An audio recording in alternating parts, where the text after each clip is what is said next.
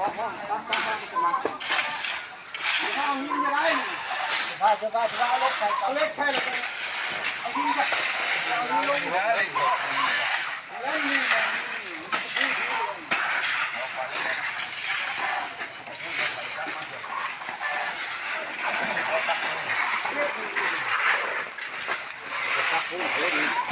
มันจะไม่ขวะลงไปดูนี่แค่นั้นลงขาเลยโอ้ลงขาคือเฮ็ดเนื้อลงไปดีนะครับ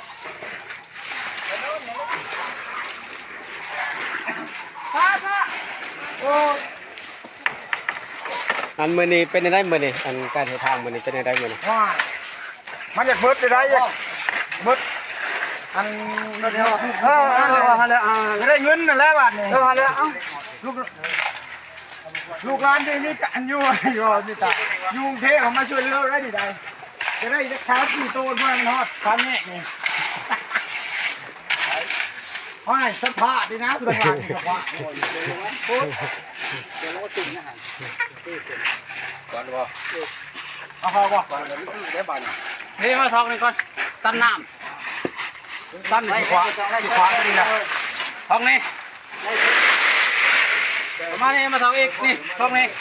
สิขวาเอาเล็กลงนี่ลงมาเลยขวาเลยเอาวินหลักก่อนเอาวินหลักก่อนนี่วินหลักนี่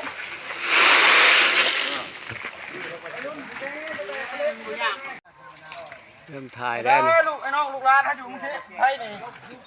ทางเขาบ้านเขาเมืองเลยเด้นี่บ่พอใช้บ่พอได้กูเองประมาณบ้านเบิดได้จำนี้ได้นี่ฮอดแต่ทางแยกไปพิธาไปนี่ได้เอาเห็นออกยาวเอาไปบาทนี่ดูเรื่องเด้ออยู่มาไกลนะ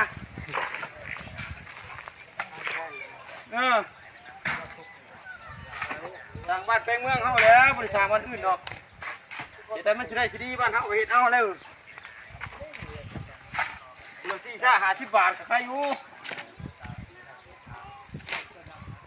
มึงรู้นี่ผู้เฒ่าเขาต้องให้เห็ดนี่เห็ดทางกับผู้เฒ่าเห็ดวัยรุ่นวัยชกันบ่เห็นจักคนมื้อนี้นะ บอกดูหน่วยเองฮะหน่วยแค่ทางเด้อทางกูทางองค์เฮียนผมเห็นจักคนไม่เด้อมาแน่เห็ดน้ำมูแน่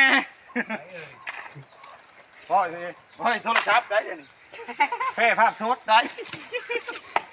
ค่ายชีนาด้วยบอกซื้อน้ำแม่ต้องชื่อกับพิษเขาเจ้าแล้วนะว่าพิษนะต้องจากค่ายชีนาหรอกไม่หมูมาชอบเอาไปเห็ดน้ำได้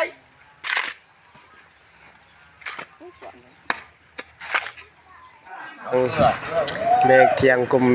เฮ็ดทางของบ้านพากันมากินข้าวเที่ยงนะมันหลังจากเฮ็ดทางเมื่อยแล้วก็เที่ยงแล้วก็พากันมากินข้าวได้เด้ออันนั้นคือกลุ่มซุ่มแม่ครัวแต่งอยู่ครัวกินให้ที่เมืองแม่ครัวของคุมไตของเฮามีความสามัคคีปองดองกันอดีได้พี่น้องเอ้ย